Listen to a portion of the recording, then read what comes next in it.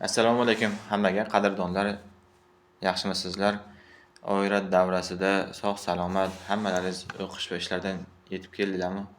Hormay, to'lmay. Hop, bizning bugungi navbatdagi mavzuyimiz natural sonlarni taqqoslash.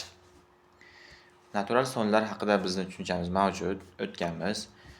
Sonlarni taqqoslaganda esa bizdan katta va kichik yoki katta yoki teng, kichik yoki teng degan belgilardan, maxsus belgilardan foydalanamiz, ya'ni qo'sh tengsizliklardan. Biz mana bu misolni ko'radigan bo'lsak, 5, 8 va 10 raqamlari berilgan, 10 soni berilgan. Vaholanki 5 8 dan kichkina, bu belgimiz kichik belgisini bildiradi. Bunisi ham shu navbatda 8 10 dan kichkina.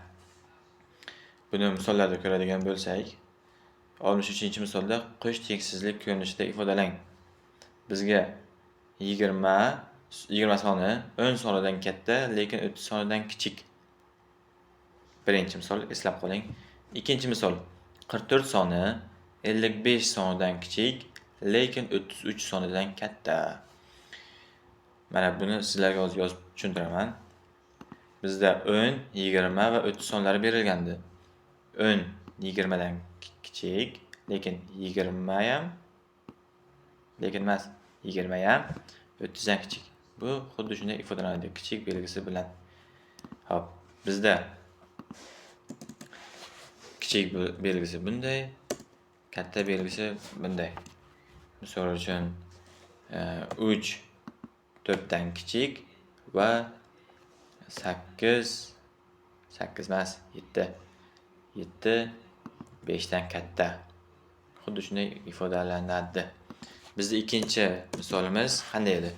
33 yo'q, 44 soni 33 sonidan katta va 55 sonidan kichik deyilgandi. Xo'p, buni qanday ifodalaymiz? 33 44 dan kichik va 44 55 sonidan kichik. Xo'p. Tushunarli bo'ldi deb o'ylayman.